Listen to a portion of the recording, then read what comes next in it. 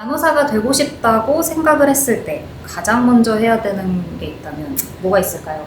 너무 전 이런 게 좀 안타까운 게 간호사가 되고 싶은 사람이 어릴 때부터 되고 싶어 하는 사람도 많고 막 고등학교 1학년 때부터 만나서 막 자기 간호사 얘기만 하시는 분들도 계시는데 사실 간호대학교를 가지 않으면 간호사가 될 수가 없어요 진짜. 그래서 시작이 반이라고 생각하거든요. 간호사 입학하면 반대로 말하면 간호사가 된 거예요 거의. 간호학과를 가려면은 공부를 어떻게 해야 하고 네. 그리고 간호학과에 가면은 어떤 과정들이 있나요?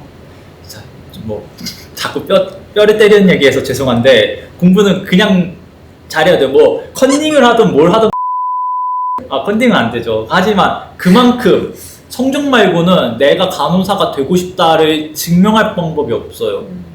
저도 공부 정말 싫어했는데 그 백분율이라고 하죠. 수능 백분율 안에 10% 안에 들었었어요. 공부를 잘해야 한다. 네, 뭐 물론 재수해서 된 거지만. 자, 그러면 그렇게 힘들게 간호학과에 갔습니다. 그러면 이제 어떤 일들이 펼쳐지나요? 생각보다 고3 때랑 별로 다를 건 없어요. 계속 우선 스케줄이 우리 좀 대학생들의 묘미가 그거잖아. 수강표 짜는 재미가 있잖아요. 그런 게 없어요. 간호학과는 무조건 시키는 대로 짜야 돼요. 왜냐면 필수적으로 그 들어야 될 과목을 무조건 들어야 돼요. 그래서 이제 학교처럼 되게 편한 게 학교를 그러니까 교실을 뭐 옮겨 다닐 필요 없이 여기 앉아 있으면 교수님이 학교처럼 계속 와요. 뭐 성인 간호 교수님, 여성 교수님 이런 식으로 계속 와요. 그러면 이제 잘 듣고 공부를 열심히 하고 이제 재밌는 건 이제 3학년부터 시작돼요. 3학년 때부터 실습을 나가게 돼요. 이제 실습을 1000시간을 채워야지 국가고시 간호사가 될 수 있는 면허증을 딸 수 있는 국가고시를 보게 해주는데 실습이 생각보다 힘들어요. 뭐가 힘들 것 같아요? 실습이요. 그러니까 실습의 어떤 부분이 힘들 것 같아요? 아까 얘기하셨던 것처럼 뭔가 그동안 보지 않았던 거를 마주해야 할 수도 있을 것이고 맞아요. 그것도 그런 있고. 것들이 가장 크지 않을까요? 네. 근데 놀랍게도 아니에요. 맞긴 한데 아니에요. 진짜 힘든 거는 아무것도 안 시켜요. 신기하죠? 아무것도 안 시켜요. 자발적으로 해야 되는. 아니요. 지켜만 봐야 돼요. 아, 하는 거 지켜만 봐야 돼요. 보기만. 제가 해보겠습니다. 이런 분위기가 아니에요. 지켜만 봐야 되고 뭐 솔직히 뭐 쓰는 약 다 궁금하잖아요. 이거 뭐예요? 저거 뭐예요? 다 물어보고 싶은데 그럴 분위기가 아니에요. 같이 일하는 선생님이 너무 힘들어하고 있고 제 대답을 해줄 힘이 없어요.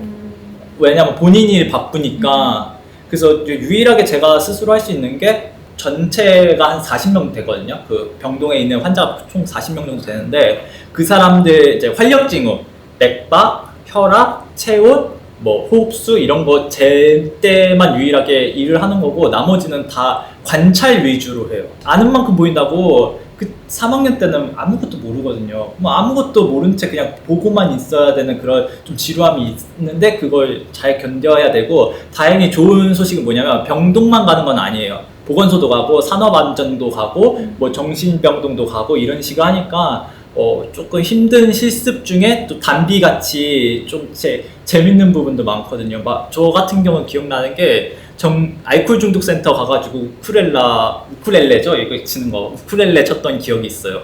그거 되게 재밌었어요.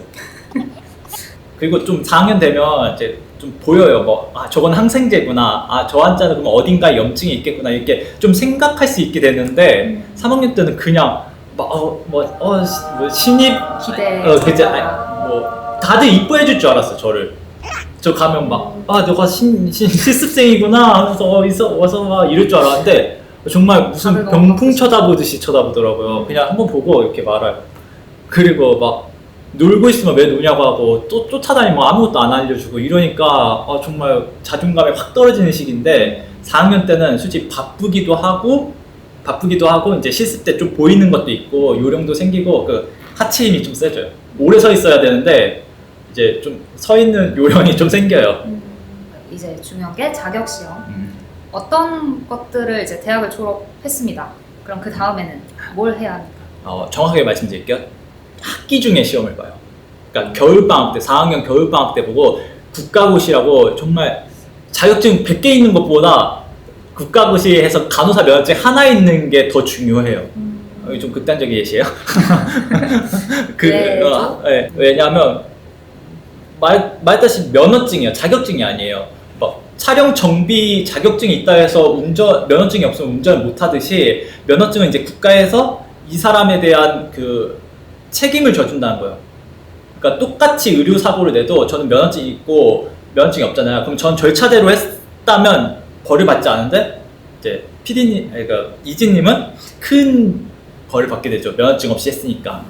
그거고 아예 그 간호사 채용 공고에 그 간호사 면허증이 적혀 있어요. 국가고시를 준비하는 과정에서 제일 중요한 거는 국가고시를 신청해야 돼요. 진짜 뻥 아니고 신청을 안 해가지고 시험을 못 봐서 다음 연도에 본 케이스 봤어요. 이럴 경우에는 제가 그 학기에 지원했던 모든 병원이 그냥 다 떨어지는 걸로 돼요. 제가 세브란스를 합격을 했어도 국가고시를 못 보고 떨어졌으면 내년에 들어와가 아니라 그냥 불합격 처리돼요. 그래서 가끔 이제 공부에 좀 집중하고 싶어서 자발적 아웃사이더가 되는 분들이 소식에 좀 느려요. 그래서 국가고시를 신청을 안 하는 케이스를 한 번 봤거든요. 정말 중요해요. 이제 공부 아무리 잘해도 시험 신청 안 하면 못 보고 얼만큼 준비를 하냐가 헷갈릴 수 있는데 이제 본인 메타인지가 좀 잘 돼야 돼요. 본인이 공부를 좀 좋아하고 그리고 학점이 3.5 이상을 넘는다고 치면 한 달 반 정도 준비하면 되고 아니다 나는 공부하는 것도 싫고 학점도 3.5 안 되고 아르바이트도 같이 해야 된다면 3달 정도 잡는 게 중요한데 이 3달 정도 잡으면서 난 길게 잡았으니까 됐어 하고 이게 루즈하게 준비하거나 아니면 한 달 공부하고 쉬었다가 한 달 공부하면 이러면 소용없어요. 타이트하게 플로우를 타야 된다고 생각하거든요. 타이트하게 2달 공부하는 게 더 나아요. 그러니까 느슨하게 3달 공부하는 것보다. 이렇게 하면 웬만하면 다 합격할 수 있어요. 본인은 어느 정도 만에 저는 친구들이 들으면 깜짝 놀라는데 저는 2달 공부했거든요. 177점을 맞아야지 합격인데 178점 맞았어요. 5가 아니라 진짜 2문제만 틀렸으면 저는 여기 인터뷰를 못했어요. 자격 시험 후에는 어디서 어떤 일을 하게 되나요? 보통은 종합병원을 가게 되고 이제 종합병원은 이제 2, 3차를 보통 가고 지원하면 그 병원의 클래스가 좀 나눠지긴 하겠지만 2, 3차 병원은 분명히 가요.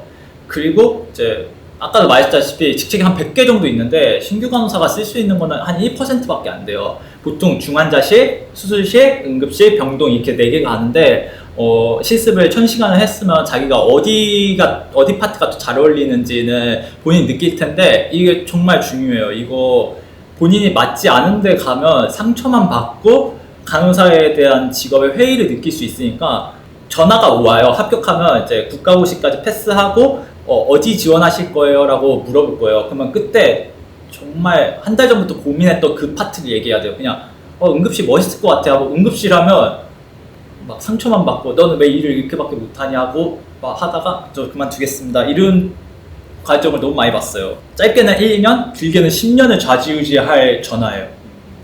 준비하시는 분들에게 꼭 하고 싶은 얘기가 있다면 어떤 게 있을까요? 우선은 간호학과를 입학하신 분들은 축하드립니다. 이제 이 10,000명이 넘는 그 실업식에 이제 돌팔구를 찾은 거고 잘 다니시면 되고 국가고시를 이제 6개월 남긴 이제 4학년 선생님들은 이제 제가 너무 긴장돼가지고 선배들이 해준 이제 조언이 있었는데 밥을 짓는 게 전기밥솥에 밥을 짓는 성공률이 96%래요. 그러니까 우리가 밥 지을 때 밥이 실패될까봐 막 어떻게 이러진 않잖아요. 국가고시도 합격률이 96%예요. 너무 걱정하지 말고 그럼에도 불구하고 걱정이 너무 된다 싶으면 그냥 OMR 카드만 내도 합격시켜준다고 생각을 하세요. 간호사를 굳이 떨어뜨릴 필요가 없잖아. 간호사 되고 싶다, 간호사 부족한데 간호사 되고 싶은 사람을 굳이 떨어뜨릴 필요 없잖아요. 그렇게 여유롭게 생각하시면 되고 신규 간호사 선생님한테 하고 싶은 말은 그 마음의 상처를 많이 받을 텐데 이제 병원 밖 나가면 그냥 다 있는 게 나아요. 그러니까 이제 넌 아직도 왜 그것도 못 외워라고 했다고 나는 이 직업에 맞지 않은 사람인가 하고 좀 좌절할 때가 있거든요. 그래서 그럴 때는 그냥 원래 신규는 이래 이게 당당해져요. 그냥 신규한테 이런 거 시킨 네 잘못이지 라고 직접 말하면 안 되고 마음속으로만 그래서 임상 간호사만 간호사는 아니에요. 여러 간호사가 있으니까 마음에 좀 여유를 갖고 죄송합니다도 너무 많이 할 필요 없다고 생각해요. 그냥 다시 알아보겠습니다. 주의하겠습니다.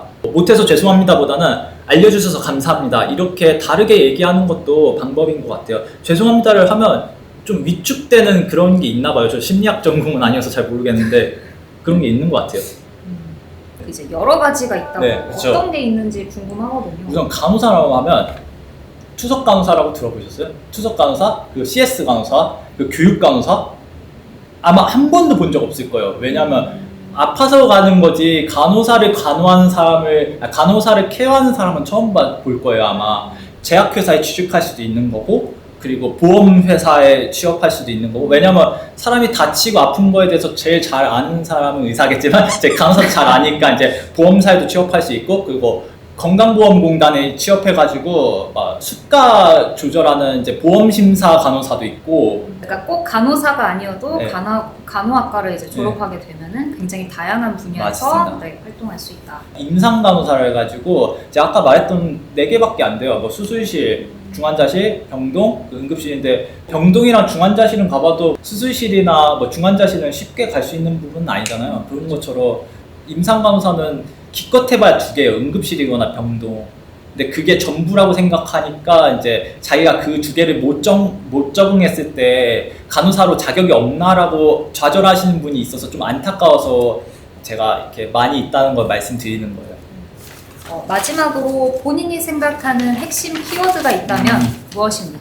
네, 제가 뉴라워크를 다 봤는데 이게 좀 멋진 말을 하는 게 되게 멋있더라고요. 마지막에. 그래서 저한테 간호학과, 간호사란 직업은 신세계라고 생각해요. 뉴 월드.